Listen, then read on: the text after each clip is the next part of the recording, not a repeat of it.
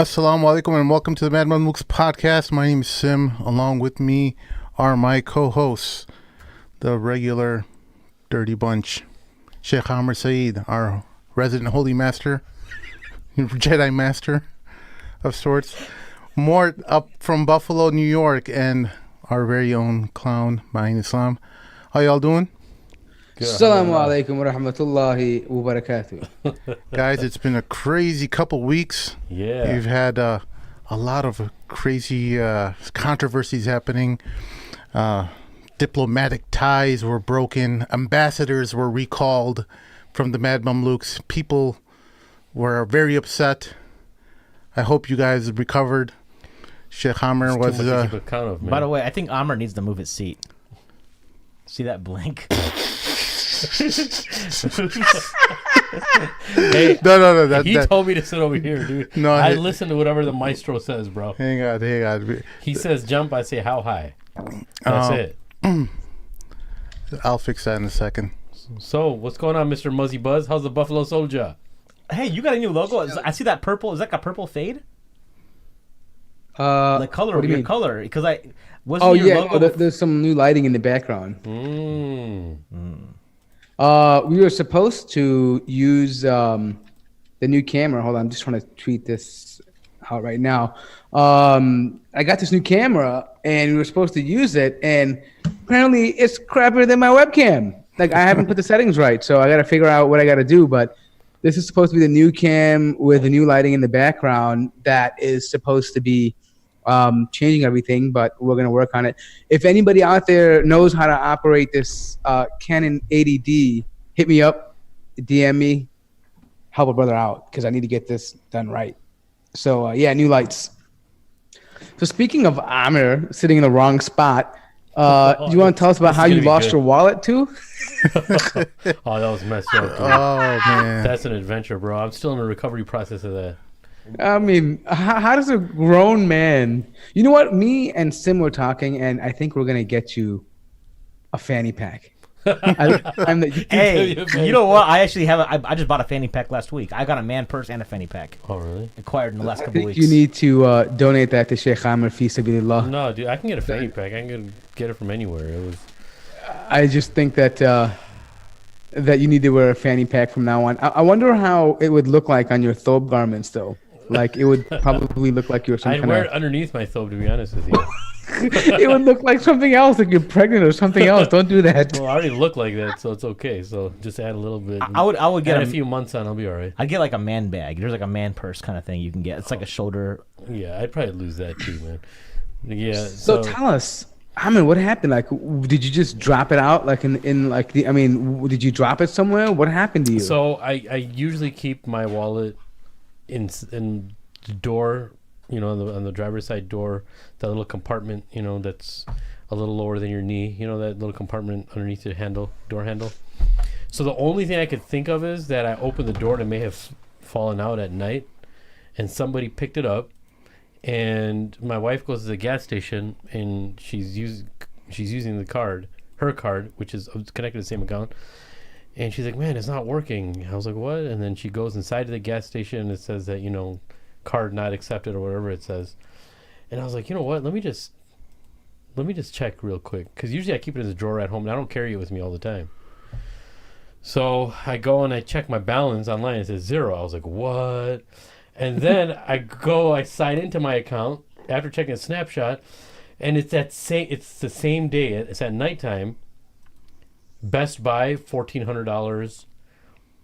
2 hours later, Walmart $504. And then random gas stations, and like I talked to Citibank, and even after I talked to them, blocked the card, I called them again. I called them 3 times in like a 2 hour span, and they said, "Oh, someone tried again to overdraw $20 and $20 here," and they basically just. So I was thinking to myself, I was like, dude, once it happens to you, you start thinking, everybody knows there's cameras all over the place. And then I have these police officers working on it, and I think that they're going to come to my rescue. There's a lot that happened in between, too. Right? I'm talking to Best Buy. I'm like saying, hey, I'm like totally backpacking. Can I come and see your cameras at this time and that time? And like, no, we can only let police do that. But hold on. Hold on. Let me check this out. I know it sounds weird, right? So But I go to the gas station in Bellwood where they used the card because it was in Downers Grove, Villa Park, Bellwood. So I knew they were going in that direction. So I'm like, man, I end up in this gas station which I've never been to. I GPSed it. It's a Clark on Bellwood, on Manheim Road, and I go to the owners, and the place is like, it was a pretty rough looking area. I didn't know Bellwood was like that. So I go inside, and I see these Palestinian guys working there, bro. These guys are so cool. Like, hey, how can we help you? I was like, yo, man, listen, somebody used my card over here. You know, I just want to see if you have them on camera at this time and that time and stuff. He's like, yeah. And then I just started talking to him Arabic. He's like, oh, you know what? We're not supposed to, but yeah, let me get you all the information. And then while all this is happening, I go home, and 5 minutes later, I get a call from the police station. It says the police officer is going to be at your house to take the report. And then the police officer, he goes to Best Buy. I thought this guy was smart because he's actually real smart. He goes to Best Buy, and he gets all the camera footage and everything that he needs. He's like, we found your guys and this and that. And then he messages me, and I post some pictures on Facebook, and he messages me like 2 hours later. He's like, actually, those are the wrong people, man. Sorry. So, I was so excited. I was like, yes, I thought I was like an investigation. I was like, dude, why not use Facebook? Hold on. Let me Why not tell use you. Facebook to catch people? Wait. Hold on 1 second. Bro, I was some desperate, bro. Wait, just to put some context to you guys. So all of us are friends. We're in the same WhatsApp group. Here it goes. So here's Shaykh Amir texting us, these are the Mexicans that got us. These are the guys. What? I didn't say the Mexicans got it. What are you talking about? You did. And so we're like, bro, okay. show them the text messages, bro. All right. And then we're looking at the pictures. And we're like, dude, does that look like somebody we know? Like, who is that? And like, it's like these casual, like, Hispanic people walking from Best Buy. Like happy they bought a DVD player, and Shaykh Amir here is like walking out with like PlayStations. The thing I'm concerned, how does a police officer get all that confused?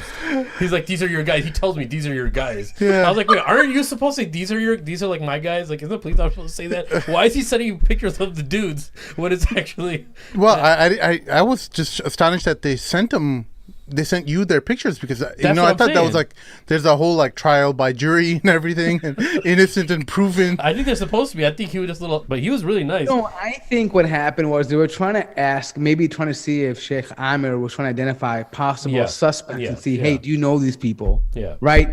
And Amir probably just thought, oh, these are the people who did it. And he jumped the gun. I just wanted to know if it was some of my neighbors or something, because if I dropped the wallet in my parking lot, somebody picked it up. You know, and the funny thing is, man, you know, on a serious note, when I was going to all these, I went to like 3 different police stations. I had to go to Downers Grove Police Station. I had to go to Villa Park.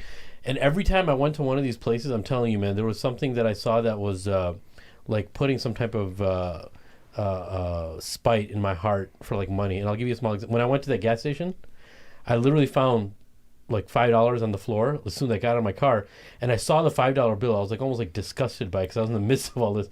I picked up the $5 bill. When I went into the guy to talk to him, the Palestinian guy I was talking about, I gave him the $5. Bro, that's a gift from Allah. Why'd you give it to? Because it's not mine, bro. Allah you literally lost all your money, and Allah subhanahu wa ta'ala gave you a gift. Yo, here, let me send a breeze your way, a $5 falls right into your lap. No, I have to give it to the. That's what you gotta do, bro. No, because he's holy. No, it's not about being holy. When something of yours is taken away, then you're like, you know, you're just. But why would the gas station man care about your $5 on the ground? I don't care, dude. It's on his property. I'm gonna give it to him. If someone comes to claim it, they get it. That's all I'm saying. You know, I don't want to. Yeah, Sheikhana. Yeah, Sheikhana. Wow. You don't understand what some karama of Allah subhanahu wa ta'ala sent to you towards you. Yes, this is America and not Egypt. So, like, when you see money, you take it. Yeah. All right, just what it is, bro. If Allah sends you money in the form of a gas station $5 bill, that's a test, brother. That's a test. Anyways. So all that went through, and you know, I'm just still waiting for the police to get back to me. This is why my Social Security card was in there, so they were like, "Why do you carry that around?" Stuff. It just happened to be with me because I was filling out wait. paperwork. You didn't tell me. Your Social Security card is in there too? Yep. Oh, bro, they're gonna get you an immigration fraud, bro. No, you're done. Well, good thing I told them everything, so the police took care of all that. They're not gonna so believe you. You're brown. Why would they believe you? Just in case like this guy happened. voluntarily gave his Social Security to get somebody else a job. You're done, Hammer. No, I'm not done. Guantanamo or something. I'm still here, bro. So, Bro, this is why I tell you not to wear thobes, because when you I wasn't wearing a thobe. when you wear regular pants, I was wearing when you wear jeans, regular bro. pants, you can feel the wallet right on your thigh. What happened? Okay, Were you pickpocketed? No, dude. Bro, I who think knows? It fell out of my door. I think it fell out of my door. Bro, probably. whenever you I walk wasn't out, wearing a thobe, bro. when you wear pants and you I have can't your believe wallet Mort, can you believe we're and having this phone, conversation, when bro? you have your wallet What a and your loser. phone, when you have your wallet and your phone in your thighs, you know when as soon as you get out of your car, you kind of feel for it. You do it. Every guy does a quick pat, right? Quick pat. They know that their stuff is on them and they're not forgetting anything in the car. But this, Sheikhana here, he likes to wear thobes, and guess what happens when you wear thobes? You have no sense of what is actually around your Dude, this guy thighs. is such a. Actually, another example. No, I mean- so I went to hold on. Go ahead, Mahi. I went to Columbus for Eid, right? Yeah. And my pops never used to wear those back in the day, but now my pops is like Salafi now. Actually, that's another story. Yeah. But like, so he's wearing a thobe, like a white thobe and a blazer, and like twice his keys fell out of his pocket, and like my daughter found one. The other time someone else found it. And I asked him, like, what's going on? He's like, he's got a hole in his pocket he didn't even know about. First of all, those thobes are terrible quality. Yeah. You know? Depending where you get them from, yeah. But I don't wear a thobe all the time. Do you do like like Sim said, when you get out of the car, do you do like a quick pat down? Like you start like patting it? I mean, I do. I check my butt and I check my side just to make sure I got my wallet, my keys, and everything. Do you do a pat I'm down? always doing that, but what happens is that's why I'm led to believe that I left in the compartment on the side of the on the side in the door, and it just probably just fell out, you know, because in the daytime when it falls out once in a while, very rarely, I just pick it up. But I don't know what the deal was. Anyways, everything happens for a reason, boys. Not because I'm wearing a thobe. All right, now next. Losers. Now you weren't protected because you had your. It was a bank card, right? It was like. It was a debit It card. was a debit card. Yeah. How come? Did you have like an easy to guess PIN number 11111, and then those guys? I'm wondering because when you buy something Debit for your card? debit, No, you you're have an supposed to put a option. PIN I bet number. you he wrote for his a PIN debit on the card. For a card. debit I card. bet you. You have credit option. 786. 1, 2, 3, 4. For those who aren't Desi, 786 means Bismillah in like a numerical number. So every Desi license plate you'll see has 786 on there. They're representing Bismillah in numbers. Numerology is generally not considered permissible, Yeah, it's or sad stuff. we don't do that. But a lot of Desis have 786 there representing Anyways, the Bismillah. So anyways, that was probably his pass code, and the problem with debit cards is you can opt in with the machine of it being a credit card, and they won't check anything. yeah, That's the problem. Even though they should, yeah. right? If you're using it as a credit card, if it says, you know, whatever on the back, or, you know, if you write, you know, CID, but they rarely even look at it. Now, especially because you put the chip in, no one really checks ID or anything. So you can actually select either debit or credit. And a lot of people, when they use debit card, they also select credit card. So that was problematic. And I was just kind of like, whatever. Is dude. this after Sajjad almost lost his keys into the sewage system? No, this happened like, when was this? 2 weeks ago? Oh, was it 2 weeks ago? Yeah. It was about 2 weeks ago. Has it already been 2 weeks? Yeah, it was on the, was it on the 9th? Something like that. But now, do you feel like your opinion is changing regarding debit card? Next time you'll have a credit card that will have proper insurance and everything, so that your money can be, quickly shut down. Or I think they have some kind of insurance programs with regular credit cards so that you can be reimbursed. It'll Yeah, flag, I mean, right? now I they keep both my reimburse debit me cards now. with me in my wallet. They I don't- reimburse I you mean, everything? Yeah, they reimburse me everything. Oh, Yeah, wow. they, It just takes a yeah, little your longer. bank It will just takes reverse like- everything. But yeah. the whole problem is you have to like prove it's fraud. I mean, once you Yeah. tell them, but yeah, I mean, the bank cards work the same as regular credit cards. Yeah. The problem is that you Plus, I've suffer been with the Citibank for loss 12 right away years. because they take money. It's an instant transfer of funds, so you lose the money right away. Wait, but, wait a I second. mean, There's no Sharia compliant bank you use? he still banks in Egypt, bro. Is it like whatever? You guys are the worst friends in the world, bro. I swear. No, He man. wore Can you imagine Simmy's rational? You wear thobes all the time, guys. Shit. Yeah, shit. What did it- After the Yeah, shit. after the Yeah, 10th time shit. you forgot your wallet at my house, I was like, you know what? It was like 6 or 7 times. Bro, This not will 10 times. be a good learning experience for the sheikh. A teachable moment. A teachable moment. It's not going to happen. So to sum it up, we're gonna buy Shaykh Amir a fanny pack. What a bunch of idiot friends I have. Hey, at least get me like a Dolce and Gabbana one at least, or Prada one. No. Get him the stuff that the Hajis wearing around the ihram. that bat belt. The one that goes on the inside, Batman's bat belt. You know. Why did you guys tell me you guys were going to talk about this on the podcast? We just Mahin had some boring topics ready to go, and we're like, let's. He had some serious topics to talk about. We don't want to talk about anything serious. No, it's actually. All right, guys, get serious. Stop it. Should I buy you an LL beanbag? No, it's fine. I don't need one. I'm fine. That's what I bought, an LL beanbag. It's like multiple color. I can get you a camo one. No, it's okay. They already sent me a new card. I got a new wallet and everything. Oh, so you got money to buy a fanny pack now? Yeah, alhamdulillah. I'm good. All right. So, guys, don't forget to help us out on patreon.com, patreon.com/themadmamluks. All right. Mahin, you're going to be going to Dallas soon. Houston, yes. You're going to be in the thick of enemy territory. American Muslims. Where American Muslim men ask for permission before they lay with their woman. My lady. That's how I normally do it. What's happening? Because some inside thing. No, it's not. It's nothing. So what's the permission thing I guess like normally we've always gone as a group, right? Last year we went to Houston as a group. This year, we're doing a lot of upgrades in the studio. Strategically, didn't make a lot of sense for all of us to go. Yeah. So I'll be there, and I might be on the program.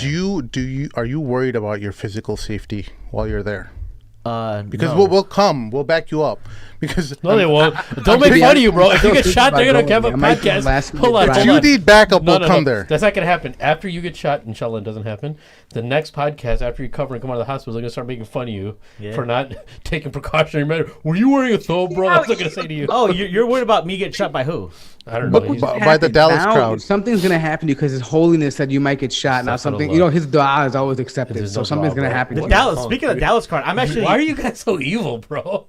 What is wrong with you guys? The one who said when you get shot and come back, we're gonna make fun of you. So for those of you guys, I think it's confirmed.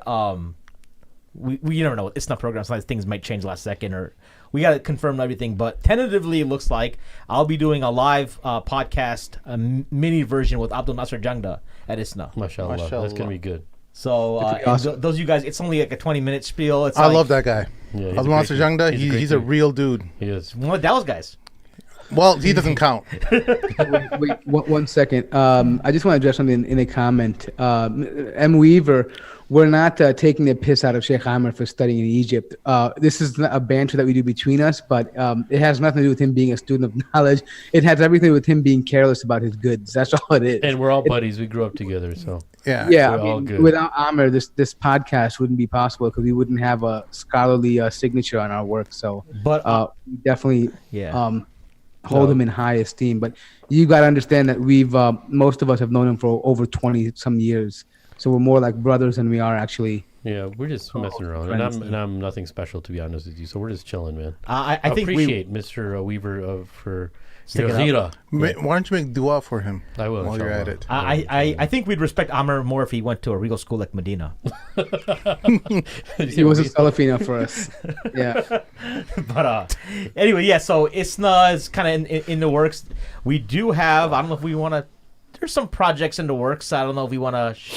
I'll leave it at your discretion, boss. Regarding what? We have a lot of projects. You got Muzzy Buzz. You got side projects. Well, it's on you. You're the maestro for that project. Yeah, right. You're the maestro for that. You're kind of. You don't even know what you're doing. You almost let the cat out of the bag. Why don't you just go ahead and talk about it? Sure. So, do you have something set up? Like, I already have 3. Not yet. I have 3. So I've already been recording content. So, as you guys know, we've Mort's got this thing with Muzzy Buzz. There's a lot of content that I think we've realized there's too much content for one channel to have. Yeah. So we've got to there's stuff I want to do, and the Sim's like, it's not for Mad Mamluks, but why don't you do something else? So I'm actually launching a separate podcast channel while I'll still be on Mad Mamluks. And there's a lot of reasons for that. So one of the reasons is the redundancy issue. So Alhamdulillah, if Sim ever gets hit by a train or something, right now we have no plan. None of us. So with this channel, it's going to be called Sultans and Sneakers. Working on getting the logo done this week. Got the equipment, but when you're starting, and now I feel his pain because I know all the work that it takes. I used to just show up here and just chill. And like he'd be fiddling with technical stuff, and I'd be like, "Man, when are we gonna start recording?" Yeah. But now I'm like, "Dang, there's a lot that goes into it." So I appreciate you more. Thank you. You know, what a man. You know, One of the main things is when it's your own name, you got your own brand attached to it. You'll be working 10 times harder because you don't want that brand associated with you forever for failure. Yeah. So now Mort's got his Muzzy Buzz thing going, and he's going to be trying 10 times hard to make sure that Muzzy Buzz is going to make sure that it makes waves in every way possible. But the good thing about Mort is he already has kind of experience with a YouTube channel and all that kind of stuff, so that's good, mashallah.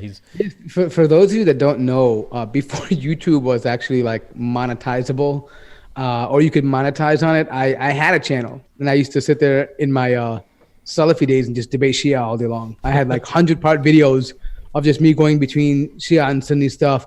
And I had gotten up to like 250,000 subscribers at one point. Wow. At that time, we're talking about maybe like 10 years ago, like 10. I even had one. I had one video that had almost 1 million views at that time, and that was me crashing all my guitars. I had made a video that was called like "Defitnitize Your House," and I took all my guitars and basically smashed them on camera. Dude, we got to show a picture of you with your super long beard. Oh, can you pull that up? Bro, can we? I don't know if you can. I mean, thought that was Ahmed Ali al-Ajami. I didn't really think that was Mort, bro. Yeah. But anyway, so I kind of have experience, but one thing that happened was when I started the podcast, it wasn't so much that I want to make it the best or whatever. Not that, but I want to make sure you're putting out content that's not crappy. And I just realized the work that Sim has to put into the show to launch the show, right? Like, I got to make sure that, like, the lighting is set up, or the camera's the right angle, or the audio format volumes are right, or, is everything set up on YouTube properly, right? I mean, little things like I didn't know you had to have like a minimum of 100 subscribers before you could actually go ahead and get a custom URL. Back then, you signed up and you got a custom URL. I tried to go live on my phone the other day, and it says, you got to have 1,000 subscribers to go live. I'm like, oh, damn, they just like rejected me, But there's little things like that you have to take into consideration. And so I just want to say, like, Maheen, Sim, we appreciate you from the bottom of my heart. Oh, Sim's about to get emotional. I know Sim. I was waiting for this day for a long time so you guys could understand how painful this whole experience is. No, you still don't understand. Once you have just he's like, I got you. No, you don't got me. No, you don't understand. Just right when this episode was starting, Shaykh Amirs' video camera wasn't working. My head wanted to just blow up into a lot of many small pieces because you think everything's working, but then Shaykh shows up late. Yeah, Shaykh. He called me. Yeah, Shaykh. He shows up late, and we couldn't do any testing, and it happens once in a while. His video froze. You guys will be all right. We'll all be okay, inshallah. I'm looking for a picture of Mort from Jib's wedding where he had a massive beard. Because didn't you recite Quran there? At Jib's wedding? Know if I did. I think you did. And Shaykh Amir gave a dars. At Jib? I don't think I was even there. You were there. Was I? Yeah, you were talking about like how it takes. You have excellent memory, dude. I don't remember what I did 5 days. You're at the table. You're talking about how it takes generally when a couple first get married. The first 3 weeks, the girl's still figuring it out. No. And then that was at the table, wasn't it? At the table. We're just talking at the table. Yeah, bro. So I'm telling everybody now. No, you don't have to tell anybody.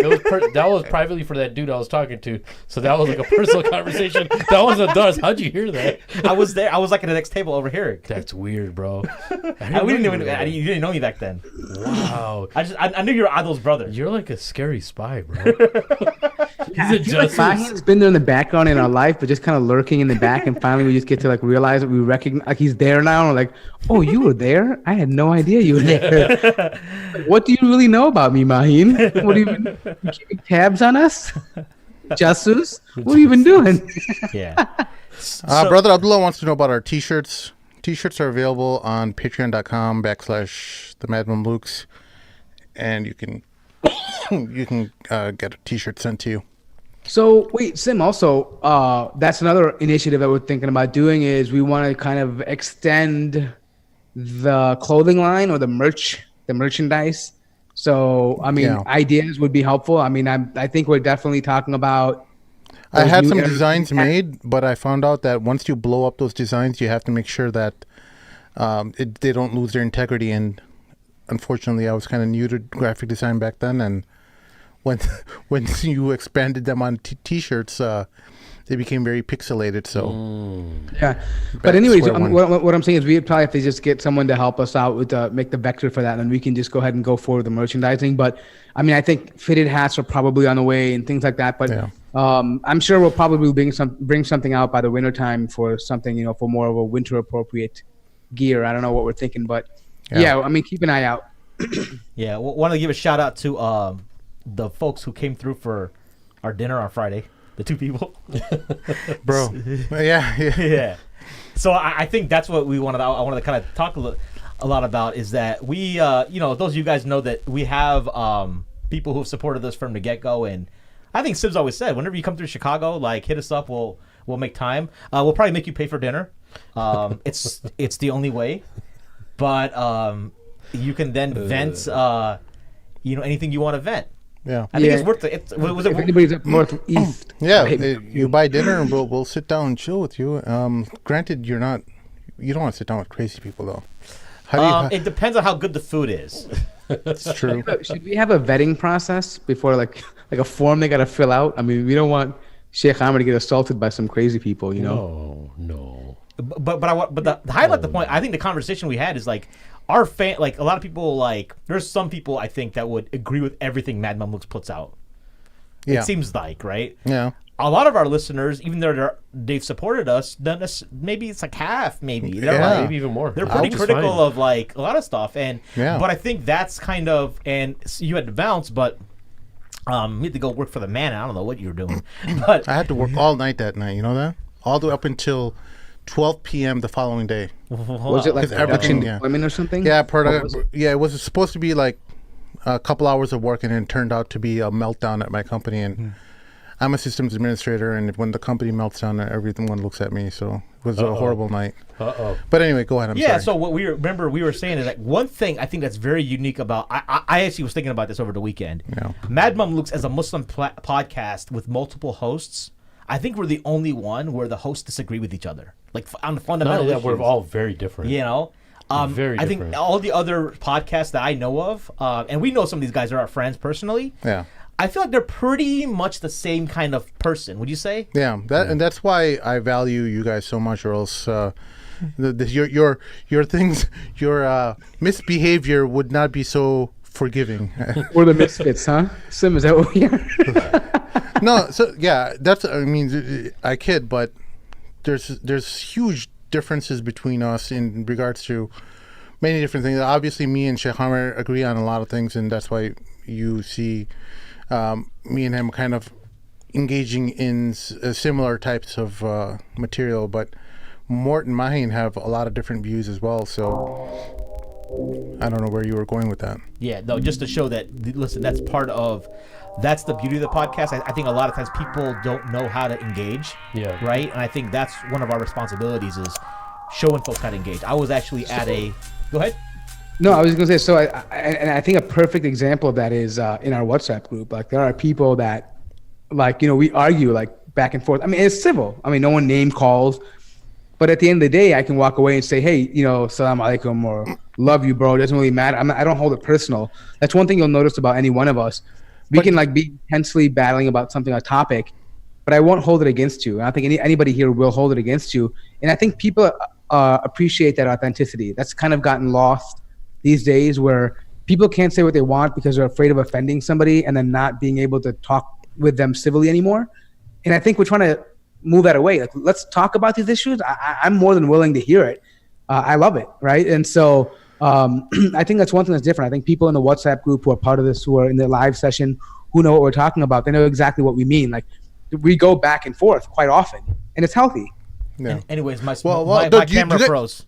Do you guys ever feel like you're getting crushed by many of the friend circles that you're a part of? Do you ever feel like Crush me, lots of criticism? meaning that, you know, for example, me recently with Daniel, you might have to, answer to certain people that you guys are friends with, and I'll tell them like, hey, I don't necessarily agree with every single thing Sim said, but that's why our team is the way it is. I'm usually the one with saying something stupid. So Yeah. I've had people like in another WhatsApp group be like, hey, I don't like what you said. I said, sorry, dude. What do you want me to do? But then again, Sim and me had an interesting experience. A couple of weeks ago, we had a listener who actually listened to one of our episodes and actually came into the studio, and we talked about a lot of things that it wasn't necessarily complete criticism. It was just maybe he wanted to add some things, but he totally blew our mind. And it was like, and I remember Sim was like, hey, do we want to bring this guy in? Why can't we just call? And I'm like, no, let's just hear him out. Let's bring him in. Let's hear it. And it was great. I think it was a positive. Even though it was criticism, it was positive for me. Yeah, well, he wasn't entirely criticism because he thinks like us in the sense that he separates his emotions from whatever ideas he has. So he's going off of empirical data that can be used to justify his argument, and he did that. And he really built a great argument for his views. And this was regarding the whole Pakistan thing we were talking about. Pakistan, India, Kashmir issue. And, he just brought some really amazing knowledge, a lot of background related to how India views Kashmir, because, I want to ruin that podcast because we're going to have a show with him, inshallah. At least he said he'd think about it, right, Mort? So I'm hoping that we can save some of the dialogue regarding that. Speaking of offending people, so I want to bounce something off Shaykh Amir. I know what Morton Simmer always going to be like. Morton Simmer on that facts don't care about your feelings kind of tip. But I think you are too. But then you feel some of the heat because so many of your friends are from the different. He feels different bad side about of the the eye. heat, right? He says what he wants to, but then later on he feels bad. The difference between him is we don't feel bad. Let's walk through the scenario. I think I kind of briefed you guys earlier. I think you were before you do that. Where'd you go before they started? You were saying something. I think you were onto something. What were you saying? And I don't think you finished that point. Are you good? I forgot whatever it was. Okay.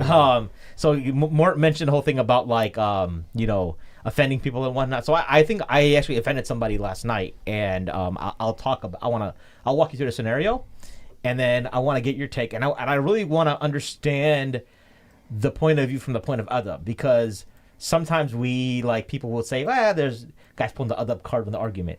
Keep in mind this isn't an argument with anybody, right? Last night I went to a screening for a new documentary that hasn't released yet about Hamtramck, Michigan, right?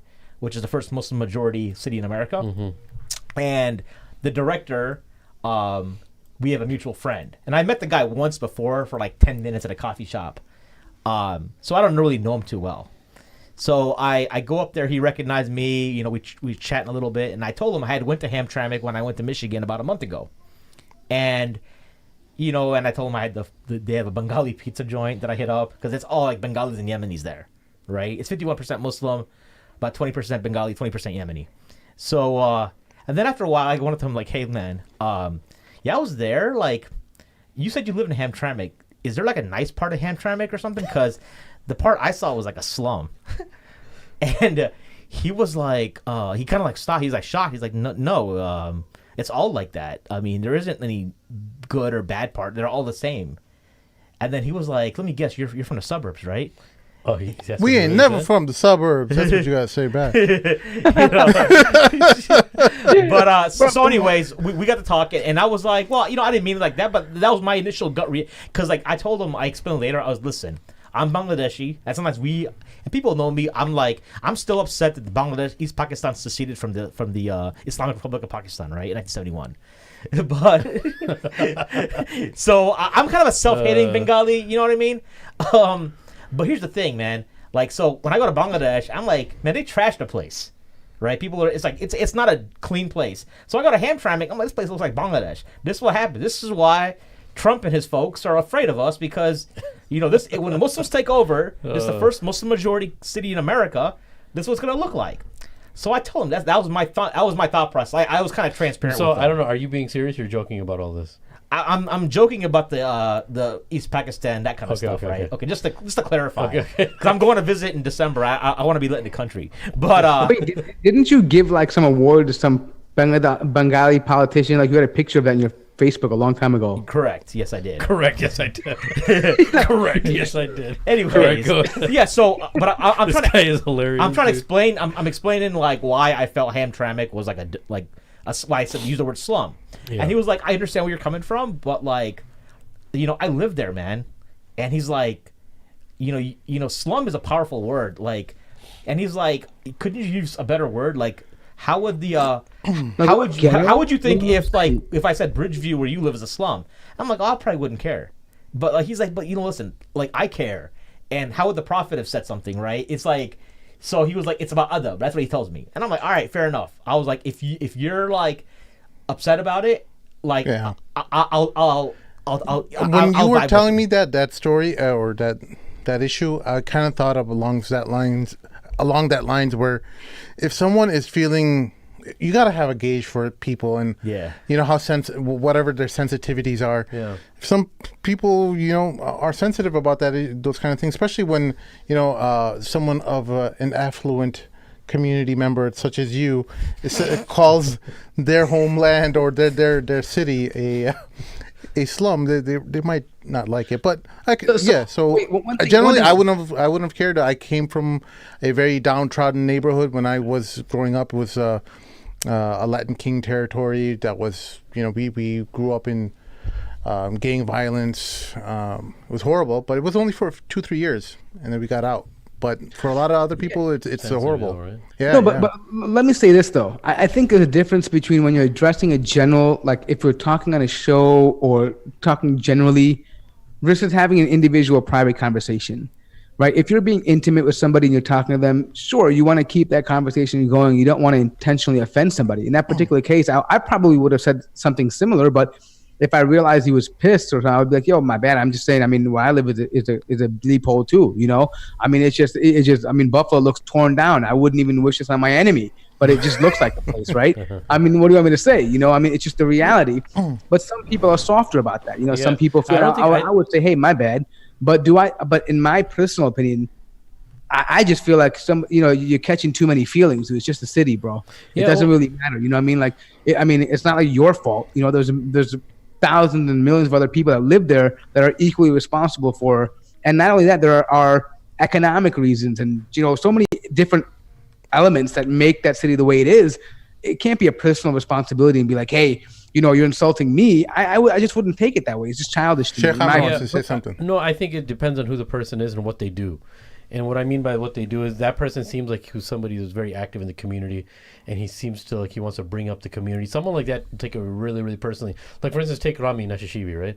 If he's living in an area and he's working on that place, even though he can afford better, he's probably going to get offended if somebody talks about the area that he lives in because he's really working. He knows the people inside. Right. He knows the situation and dilemma that they're in, and for funding reasons, economic reasons, and he sees the people there, and he sees that they're very loving people, and he loves them. I think the same thing happens. What I'm getting from your guy is that he, and I'll tell you how I would probably approach that. Doesn't mean I have the perfect way of approaching it, but I think that he took offense because he believes in that place, and he sees the hearts over the walls that exist in that landscape, in Hamtramck. So some people can find it. You may see something as like a ghetto, but people that live there, they may love it and never want to leave because they were brought up, and there's this very close emotional attachment to where they were brought up. Like people say this to me, like in Glen Ellen, they tell me that, hey, you want to move back there? Why would you move back over there? That place is a ghetto. I love that place, man. Yeah. I love that place. I just talked to my parents the other day and asked them if there's any place for rent over there because I want to see in the next few years if I can like move over there and maybe settle over there in the next 2 or 3 years. I don't know, right? It's just something I'm scoping out, but I do want to kind of end up there because obviously it's closer to my parents. I just love that place. Yeah. So I think where people are brought up and where they stay and where they do stuff and they have memories, it becomes a very close part of them. But if me personally, anytime I go to a place that seems like it's a rough or underprivileged area, I never make comments about those places to anybody there, and not even to myself. I think all of us have been in a situation where we've seen, whether we've traveled, we've seen the poorest of the poor of people, and we've seen the most affluent. And you see those places, and you don't even think, oh my God, I'm in a slum. You think, man, subhanAllah, I'm so lucky Allah gave me something else. He could have chose me to be in that situation. Yeah. So this brother, actually, he's only lived there for a year. He used to be an engineer. So it's like, I connected with him when I met him the first time because he's an engineer like me by background, and he like used to work in the auto industry, and then he like gave that up. He's actually a filmmaker full time now, but he's like kind of low. So he moved there by just a year ago. So he's telling me, man, this is a place because the Adhan is actually outside. Like I heard there, right? Yeah. You can hear it's a 2 square mile. That was the thing, and that was the whole fuss on the national news. Now people in Hamtramck don't seem to mind too much, right? Yeah. Because everyone gets along. People who live there are like, they're used to being around, So he was telling me this is the best. That's why I live there, because of like there's a cultural art scene, and there's the Adhan is going off 5 times a day, and I can always hear it. Yeah. Right. And so it was like he chose to live there where he himself could have, like, probably you would think someone his demographic or would be like, oh, in the suburbs something. But I think he spoke to that. Yeah, and I think that's why like. Words, I know we like to joke around, and everybody's different. Some people, they'll make comments. Man, sometimes that's just somebody's personality. You don't mean anything bad by it, Yeah. But me personally, I rarely ever make comments about. The only time I would is like I remember we went to Detroit for ISNA. This was like 4 years ago. 2014. Maybe? Yeah. Yeah. Right. And that's when I heard about Hamtramck, and I really wanted to go there. I didn't get a chance to go, but I was driving, and it was my second. Child was maybe he was probably 1 because Hadia went to that. She was like 1. And my daughter, she was like 6, and I still remember we just ended up taking a detour. It wasn't even that far from the convention center, and the place was a little rough. So I remember that something was happening with my GPS. Something was really wrong with it. I don't know, it wasn't working, phone signal. So my wife said, hey, why don't you just get out and ask somebody for directions? Now, the only comment I would make in that situation, I was like, we're not going to get out in this area and ask anybody at 11 o'clock at night. This is kind of a rough area. I'm not going to ask people. But I really try to avoid making any types of comments of the way people are living, especially in that area, is because, Allah subhanahu wa ta'ala, favors people in different ways. And people living in their economic situation, I never make a comment about that. What about in general the whole like the broader thing about using the words we use? If someone is, because I think my initial reaction, like I'll tell you, when he said he was like he was offended, my initial gut reaction was like why you should have a thick skin, like what I'm saying, like that whole thing. But then I was like, I really did feel bad. Like I was trying to listen to Boys in the Cave on the way home. I couldn't. It was like going around. I was like, I just stopped it and I was like talking to him. I was like thinking through. What happened? What? No, you didn't. You were trying to listen to Boys in the Cave. Boys in the Cave just put a new show out, like a new episode out. So I was listening to that on the way home. Yeah. It's like an hour because I was up by like Loyola. Yeah. And it's like 10 o'clock last night, and I'm driving back to the South Burbs. Okay. I thought you just said something bad about them. Oh no. I was like, whoa. No. Repeat that. No, he's holding nothing back right now. He's like, yeah, all right, cool. I got the ijazah from the Shaykh. Let's do it. Yeah. So I went ahead and like hit it on pause, and I was just like thinking about like what he had said, and I was like internalizing it and all that, and like felt bad. And I texted him later. I was like, yeah, my apologies. I'll try to be more cognizant of that. But in general, the whole adab thing, not just where people live, but like because we live in a world, especially with podcasting and social media and Twitter. It's always like, man, it's like you're always gotta be you're in discussion. Sometimes they get hostile, right? Yeah.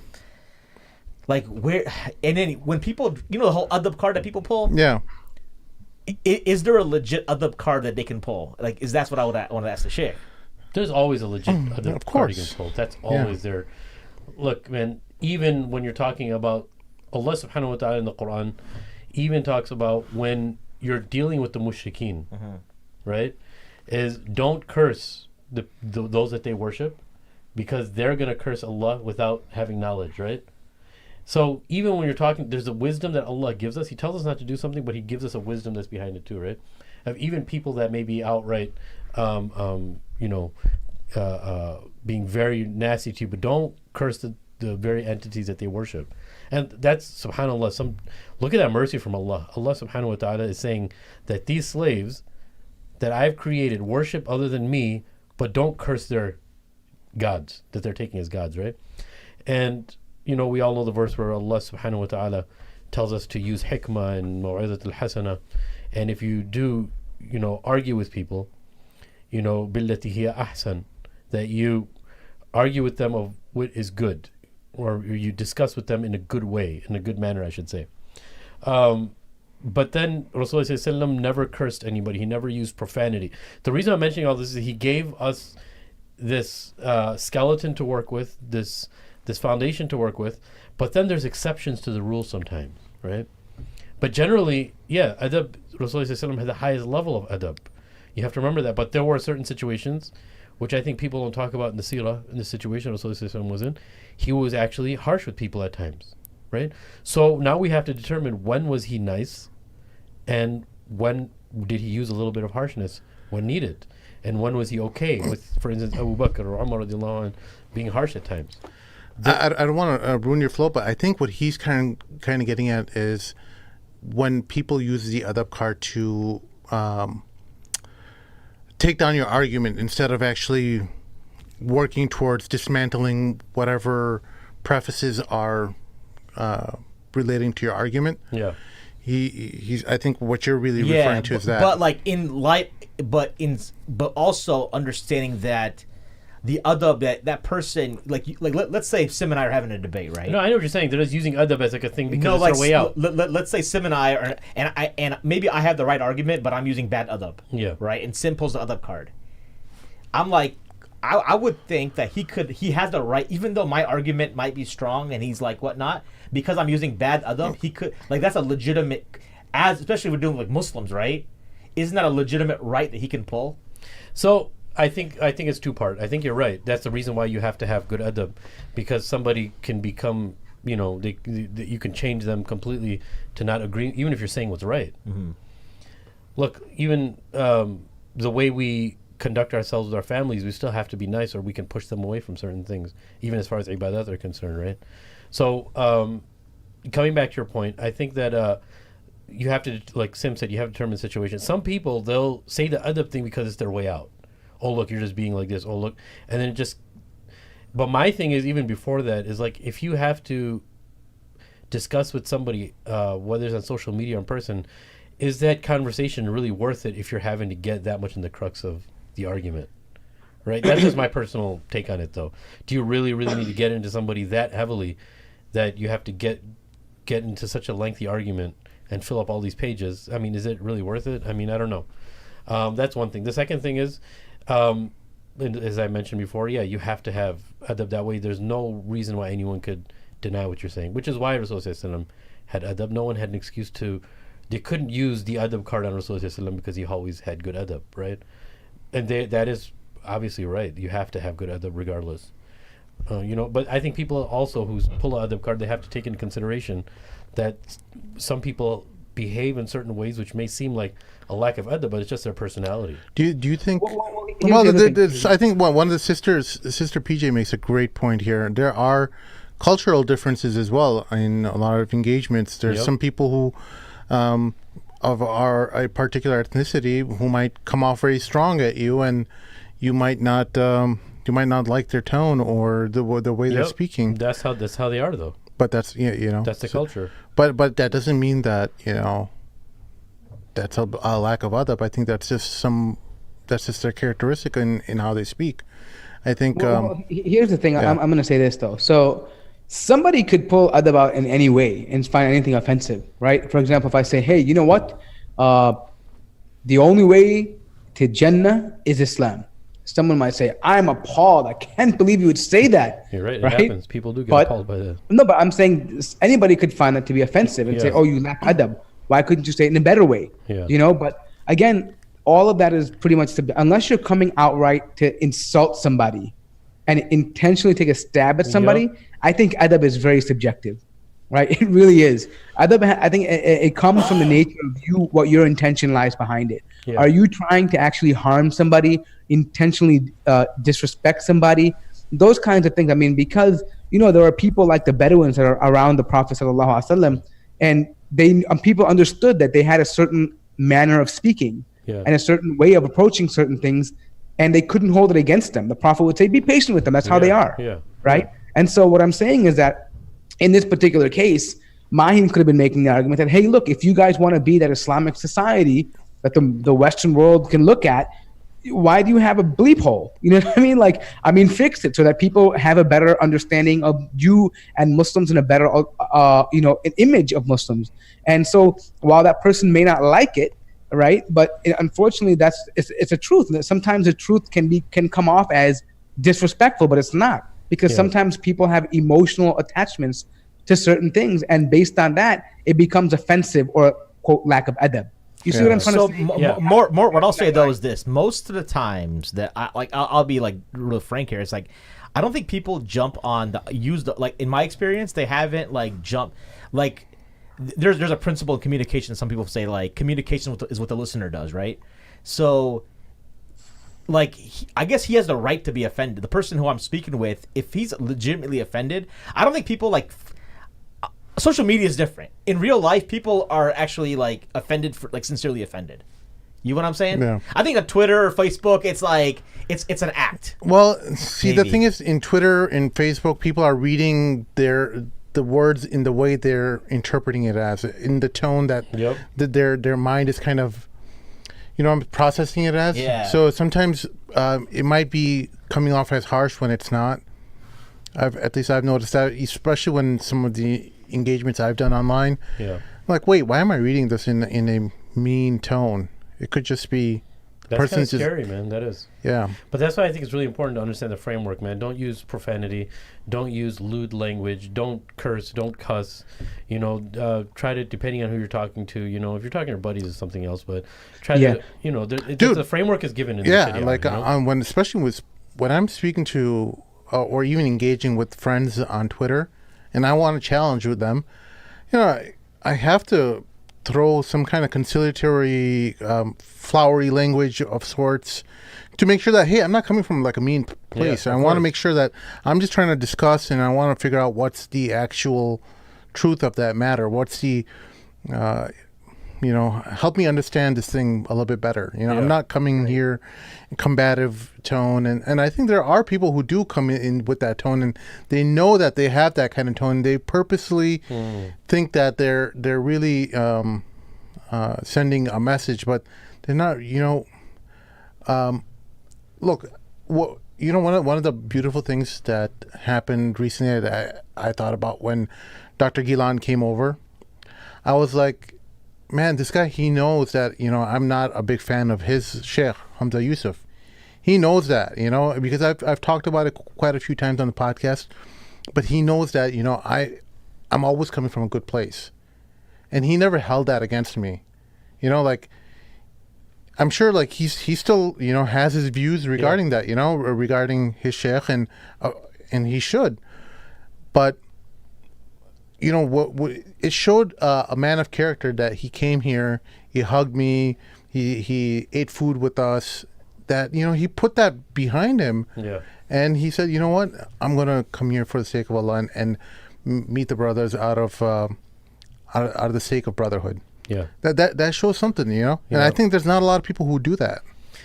But I think if I had engaged with him on Twitter or had some kind of harsher tone, and maybe not him, or it could be anyone, that it could break that friendship. If you don't, sometimes people got to realize like your brotherhood is more important than the actual issue you're fighting about or you're arguing about.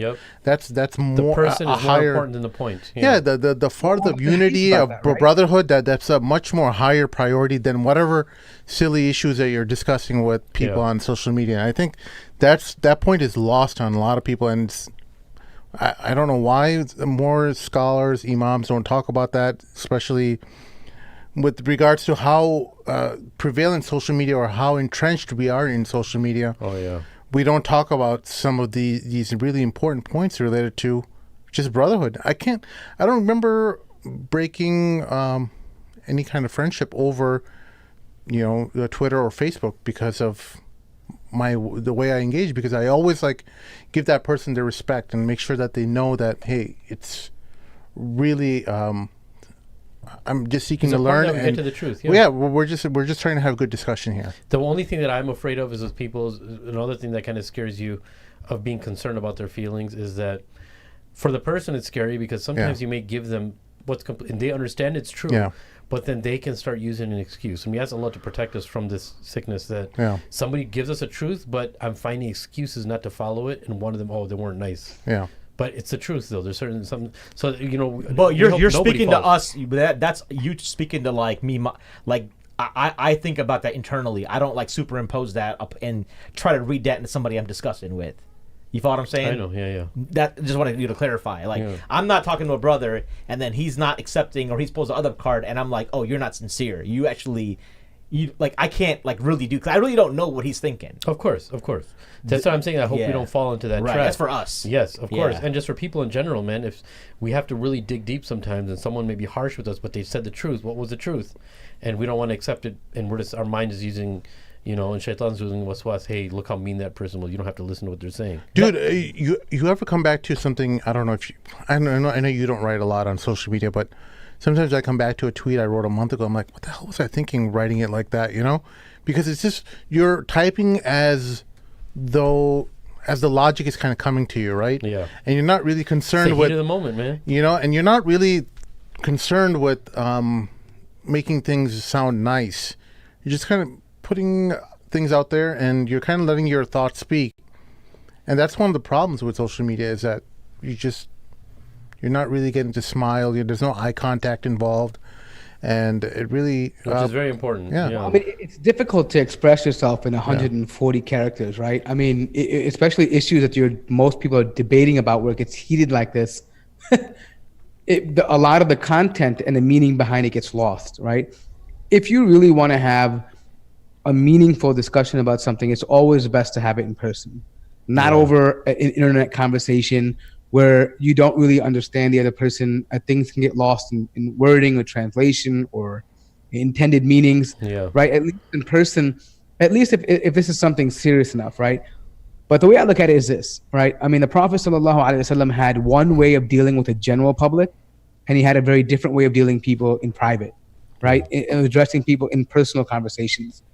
I think he was softer and more relaxed and more accommodating, rather than giving a stern warning, right? He was more of, let me figure out what's best for you, right?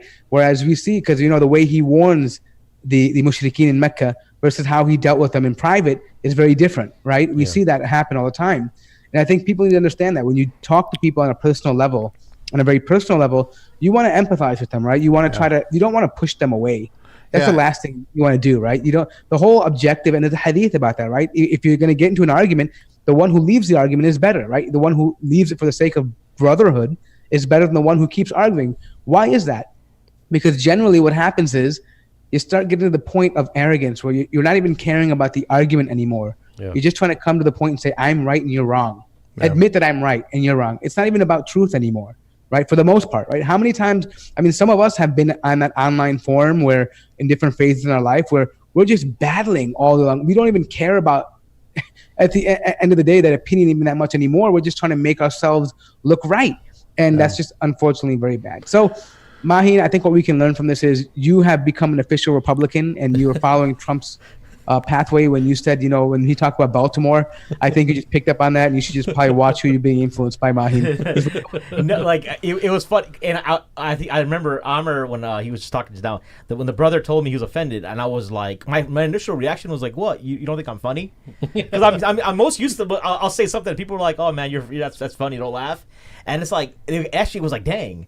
And then I was like, I had to but I think that's where it was like, look, I didn't like it, but I think it was beneficial. Of course, in order, it was not comfortable, but in order to be funny, you have to risk making people feel uncomfortable.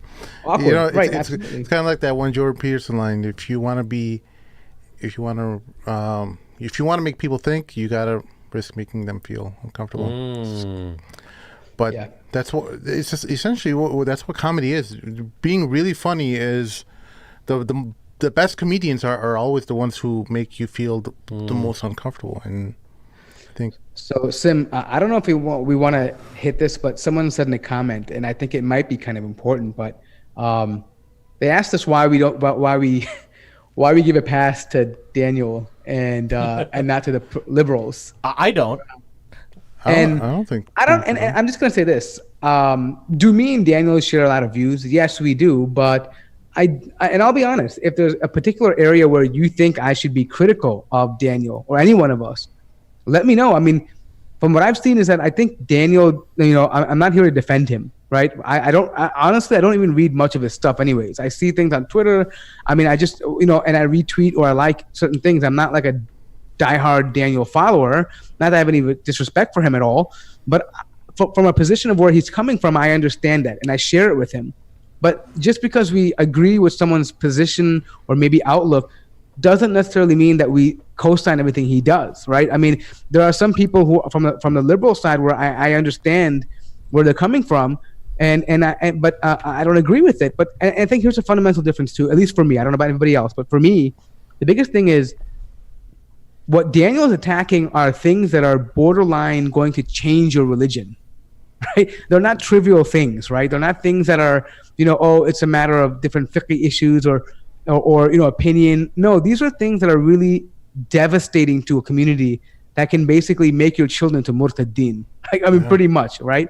And for me, I feel like, yeah, maybe he may come off a little harsh, but that reality is there. And if you don't come down harsh on it, it'll happen. And I feel, and maybe that's why I gave a little, I'm a less critical of him, maybe in some ways, I don't know, but. Well, what did our buddy Ismail Royer say when he got out of prison? He went to the mosques and he said what more? Oh yeah. So if you got Ismail was on another podcast. I heard a couple weeks ago. Yeah, mine. So he gets out. So he gets out after 13 and a half years. Well, go ahead and cite that podcast because Muslim Males Mondays podcast Triple M. I think they might have changed their name now. Yeah, so MMM. If you're on Twitter, it's Fahad and Amar Big Buff Bro. I think that handle. Yeah, you'll find them. But Ismail, they're on iTunes. So if you're friends of Ismail, you're friends of ours. Yeah, you're right. Yes. So actually, Fahad's a good dude, man. Fahad is a former fellow Buckeye. So Fahad Taslim? So I like him just because of that. No, so Ismail tells a story on this podcast about how when he comes out of prison. Keep in mind, this is 2003 or 4. He goes into prison. LGBTQ was really not an issue in our community back then, right? Yeah. It's not really talked about. He comes back, and LGBT is like the hot button item. And then he's telling me, like, on the show, like, his daughter was even asking him, like, hey, Dad, what's wrong with if they love each other, then what's wrong with it? And she was raised in a Muslim school. So he went to, like, the imam of, like, the local mosque. I'm like, dude, what have y'all been doing the last 13 years when I was in prison? Like, were y'all asleep? Right? Because it seems like that's where he was coming from, and I think it did kind of creep up on us, man. 10 years ago, we didn't think about this stuff. No. And wait. More before you jump in, I want Shaykh Amirs' thoughts on this because he's a teacher and he's encountering this all the time in school. How do you feel about the way Muslim education is being conducted? Maybe not at your school, but in general. I think, I'm kind of in some. Are you disillusioned? Not disillusioned. I think that, alhamdulillah, we try. A lot of educators try their best. A lot of schools that I've seen, I think their hands are kind of tied because they don't want to be controversial. But even in our school, even though I kind of consider like in my classes under my watch and. There's still things that you can't control of what people and what children are going to be thinking, and a lot of them just take all of their information from social media, and their parents don't really know how to control them or have a discourse with them. So a lot of them are leaning, and I'm going to tie in Daniel's thing into this because I agree with what you were saying, Mort. Just like you, I don't read all of his stuff, but the stuff that he talks about are issues that. If you believe in some of those issues, it can take you out of the fold of Islam on a belief level. And I don't think he really talks about fiqh. Well, I don't read a lot of his stuff, but the stuff that I get access to, and I think a lot of his stuff is important. Maybe you don't like his tone or whatever, but is he actually saying something, the material behind the substance? Is it haram, what he's talking about? Is it okay that he's, that's something you have to answer. But as far as we still have a lot more work to answer your question. We have a lot more work and a lot more engagement to do with our schools, our Islamic schools, because many children are slipping away. Even people that may be working there, in many schools, they don't want to be stigmatized. And we've used and I don't like to use the right and the left, but we've used the left as a cultural identity marker, which gives us which defines us basically. So we're going to go wherever the left goes. And we think that that's what's healthy for Islam. So if the left tells us that you can't have a problem with LGBTQ, then that's going to be a Muslim thing now, unfortunately. Yeah. And you see that as a result on many of Well, just about that, because a lot of people just say, other than the LGBTQ thing, there's many other things. And that's what's like not really... That's something that a lot of people are not realizing, that it's, there's the pro-abortion thing that is coming from the left. There's things related to drugs.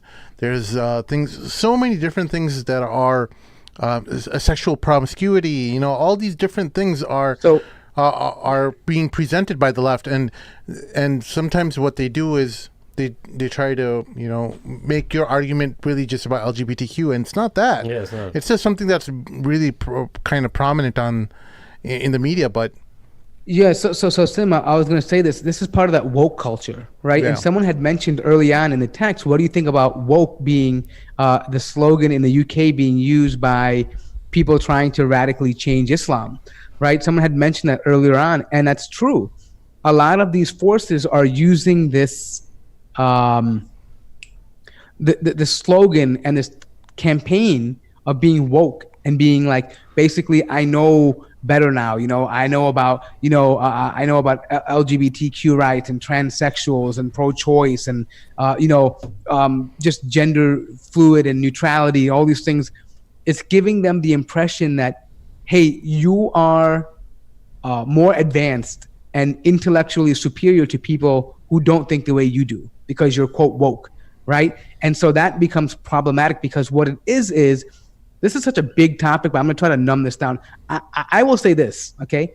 I don't even blame those individuals, even the ones that are calling for it. Why do I say that? Because psyops has been such a huge thing right now, where they're actually putting out information subconsciously. Media is making you believe that this is actually the correct position. Many of these people actually, I believe, have internally good intentions. They actually start off very well, wishing well, wanting to have justice and equality and to do good in society. But the subconscious psyops operations that they're doing, channeling them advertisements, putting different articles and things in a little cloud bubble they use in the internet, is influencing their mind, and they begin to see things this way through this lens. And that's what's it's transferring over to the young Muslim people, right? Because they're seeing these things in colleges and their friends, and subconsciously their religion is sliding away from them. They don't realize that what they're saying is actually in contradiction to their religion. Yeah.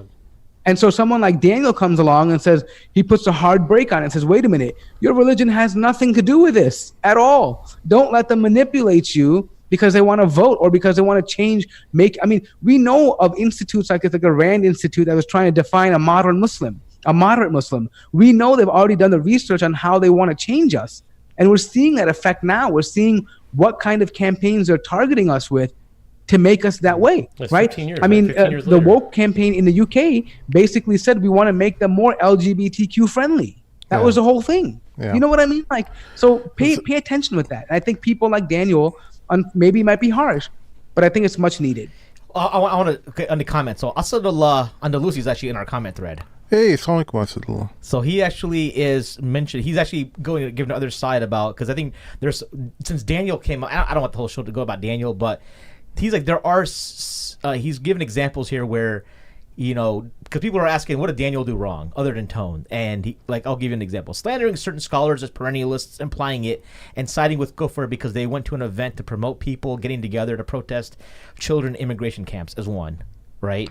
And then he goes on and says, and Daniel himself was scheduled for an event hosted by the now defunct Ping Burn Philosophy, which works alongside Ayan Hussein Ali, Sam Harris, etc. Yeah, look, we're not Daniel's lawyers. Yeah. We can have Asadullah and Daniel on the show, we can definitely, we're willing to host that. We're a forum for every type of engagement, including debates. Yeah. So I have no idea how to, even I discuss don't that. think we'll do that, but I think it's gonna be. But I think I just wanted to mention this count, like that we're not.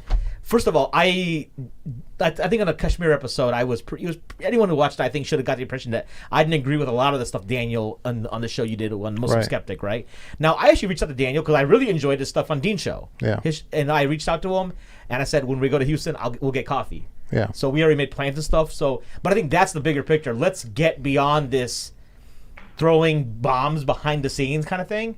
Right, but like I think Asadullah has to make the point. Like I think if he's watching this chat, he's watching this podcast, and we're like it appears that we're praising him. He wants to make sure that he, hey, let's get out there and look. We're the only show that does that. I mean, again, what I know, Maheen was actually talking about before the show started that he wanted the show to be about intellectual honesty, and this is what we're about. We want to present both sides of the arguments so that you can make the best decision for yourself.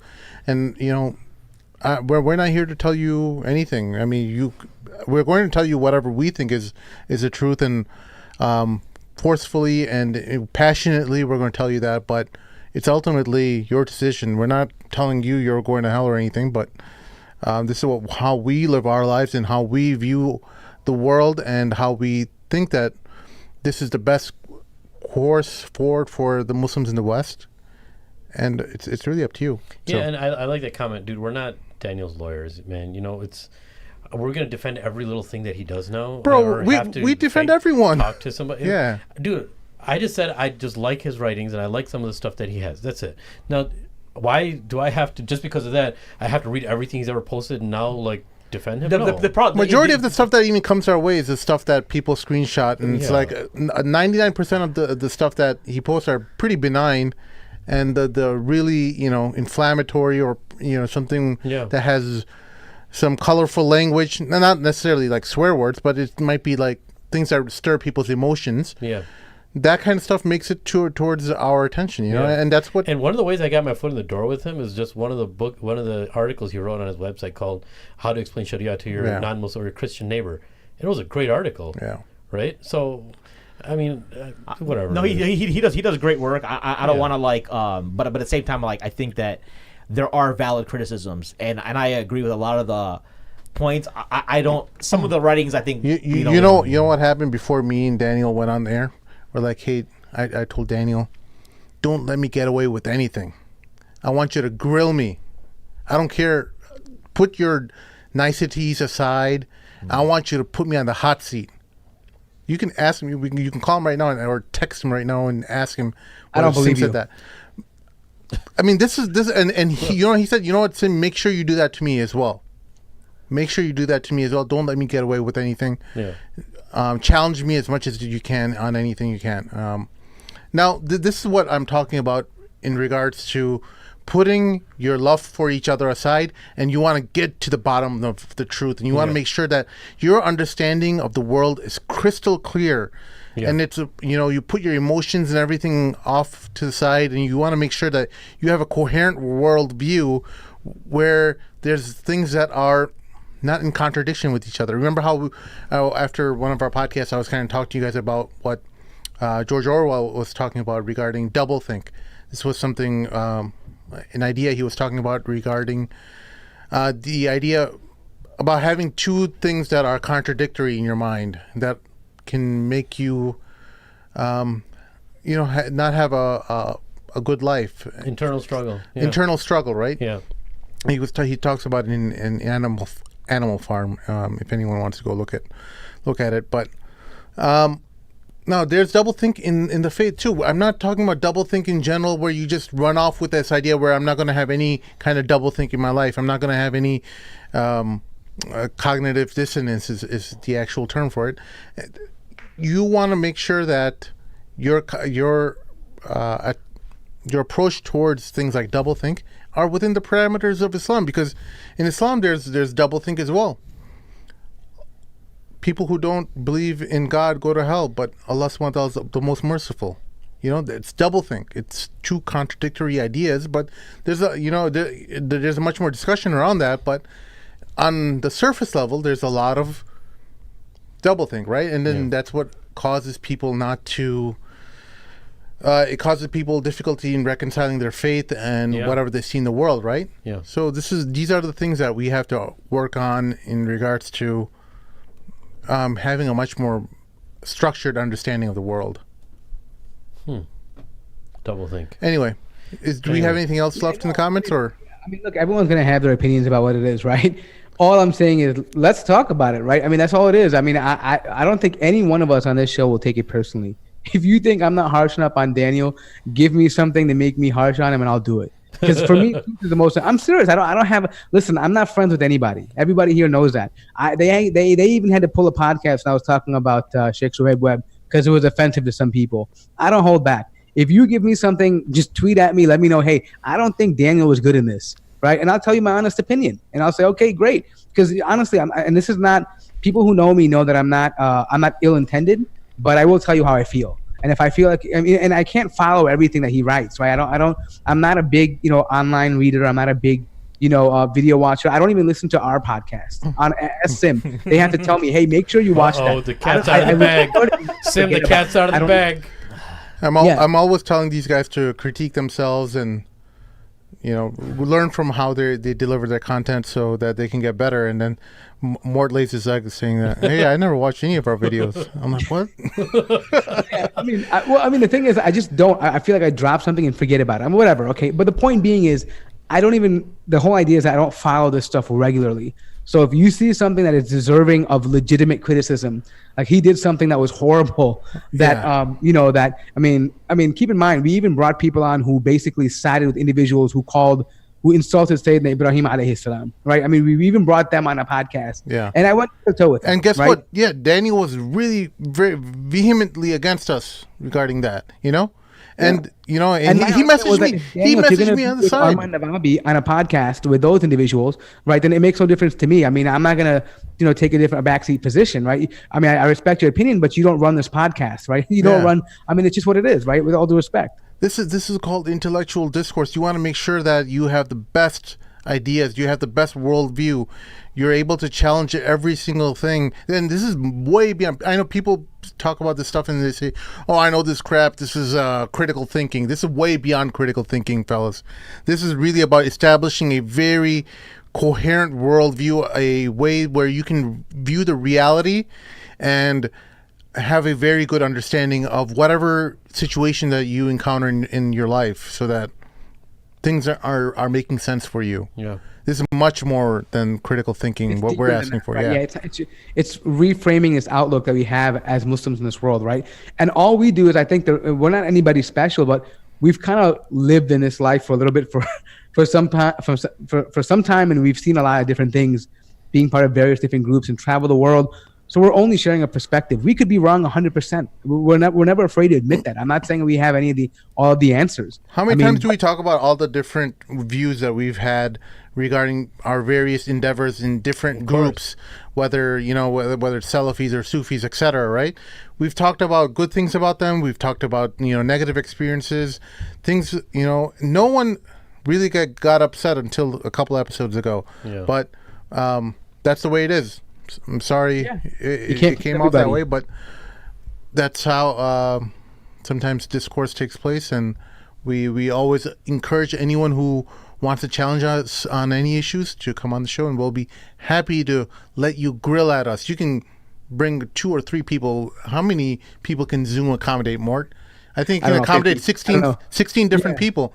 So we can put don't get ahead 16 different little windows. No, go ahead. I always tell Sim, even in our WhatsApp group, I'm like, hey, any of you that really want to, seriously pursue me in a discourse, sign on. Let's do it. I'll do it any time of the day. If I have time, I'll do it. I don't mind. I enjoy that. I live for this stuff, right? Yeah. Challenge me intellectually. I want my mind to change. Yeah. Right? Change my mind for me. Right? Change it for me. If you can change my mind, I have no problem with that. I have no problem saying I have one opinion yesterday and a new one today. It makes no difference to me, as long as it's rooted in truth. MashaAllah. Right? That's the only thing that matters at the end of the day. right? It doesn't matter about your feelings. It doesn't matter about what side you're on, what party you belong to, what color your skin is, what madhab you belong to. Makes no difference to me at all. What you're interested in is the truth, and because truth is ultimately what sets you free, right? Nothing else does, Yes. right? I mean, within Islam, right? You have that truth of Islam. That's what elevates us above everybody else, right? And the best way to get to this truth is always admitting you're wrong, and admit it in public, so that whatever that barrier is preventing you to get to your truthful core. You're diminishing that, and you're getting rid of this. I think it's something that a lot of the Sufis talk about in relation to zuhud and asceticism, and getting closer to your fitra, right? Killing your ego. Yeah, right? killing that ego. You have to admit, and I don't see it much from Sufis these days. A lot of people talk about this kind of stuff, but I don't Sufis or Salafis too. Yeah, both of them. Muslims in general. Yeah, I mean, we don't see it. It's just about me winning the argument. When was the last time you saw any social media personality ever admit anything that they're wrong? Hey, I was wrong about this. I apologize. I'm sure there are a couple exceptions, but in general, for the most part, no one hardly ever admits that they're wrong on anything, because it somehow takes away from their persona. It's very rare, unless sometimes they're forced into because of a situation they got exposed. Very rare do you find it. Yeah. By the way, M. Weaver says, none of you are Sufi. That's a very tough question, because if you ask Sufis, they'll say, well, I want to be a Sufi. I'm not really a Sufi. But I mean, if you listen to some of the previous episodes, I've had my run-ins with them for a few. Shaykh Amir, well, I mean, sorry, not Shaykh Amir, but Mort, you were one of those green hat-wearing Sufis. He was. Mort was all of it. Yeah. Yeah, Straight up, bro. I remember there was a time when he told me, he's like, come to our dhikr, bro. It's really nice, man. And he told me about this guy, bro. He's like, bro, this brother, man, this sheikh, man, he'll look in your eyes and tell you what you're thinking, bro. And I was like, all right, let's go. I want to know about myself. Okay, let's not get off. Yeah. I'm just saying, Mort was that deep into it. He was definitely a hardcore Sufi, Yeah. and he almost got arrested in Malcolm X College too. I remember that. Dude, I lived on a Sufi compound, for crying out loud, for like a whole summer. So yes, when you say none of you are Sufi, I don't know, you decide what that is. Because some people say, oh, that's not really a Sufi. Everybody has their own interpretation. All I'm saying is that many of us collectively here have had an experience that we can somehow relate to Muslims, right? Whether you want to agree with it or you don't agree with it, but we've kind of dabbled in kind of everything, right? And I'm not saying that we're some kind of authority, or Shaykh Amir is the one that can actually give anything credence here in terms of religion. But we have our experiences that we feel that can help impact, and provide some context for what's happening in the background. Yeah.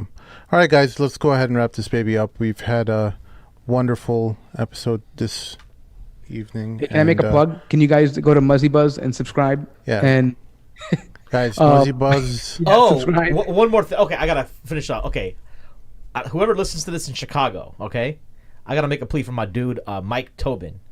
I told you guys about him on Friday. Bill Tobin's brother? Who's Bill Tobin? Football coach. No. He fell for it. Don't listen to him. You should know by now. Anyway, go ahead. Brother Mike Tobin. Mike Tobin. So there's a brother that I came across about a month ago. He's been in a nursing home for 12 years, a white convert, ex-biker, ex-punk guy. Found out about Islam in 2015 on the internet. And basically, like, had one of those call-in numbers to take Shahada. Called the number, connected to some guy in London. He took a Shahada. And he's about that life, that Muslim life. But he doesn't know anybody. He used to have a Desi couple visit him when that lived in the area. So what happened was, about a month ago, there was a Muslim doctor that came through his nursing home and wanted to, serving one of his patients. And then Mike saw him and he recognized he was Muslim. And he says, hey, can you let the Muslims know I'm here? So he recorded the short video and it started going around circles. And it was like, hello, my name is Mike. I took the name Amir when I converted. And I just want Muslim visitors. So I visited him. I try to visit him like once a week or so. It's kind of out of the hall, but like he needs more visitors. He needs people there like every day. This dude has nothing else to do. They feed him, like he told me, like Alpo dog food would be an upgrade to what kind of food they give him at the nursing home. He's been there 12 years. He's only 52, right? And this guy, you see him. He's got check this out, man. He took you search the Google images for Allah, like the Allah script, like calligraphy. Yeah.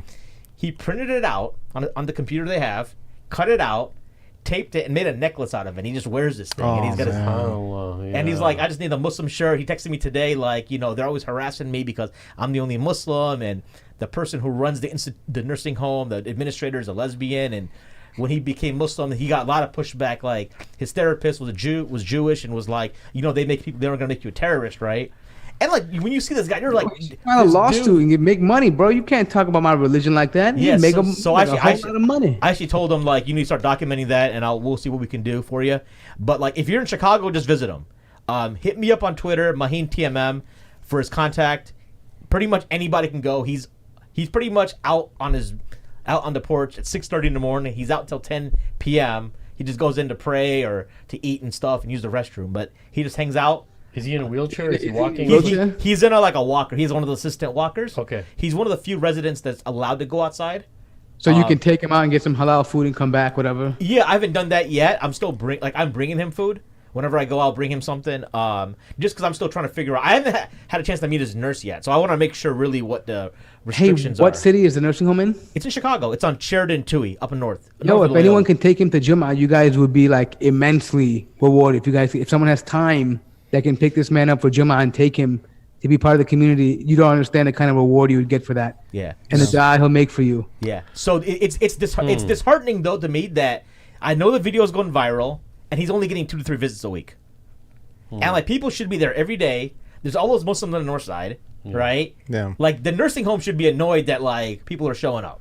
But I don't think it's that. So I'm trying to get the word out again to go see Mike. Waterford Nursing Home on the north side of Chicago. If you're in Chicago, definitely go pay him a visit.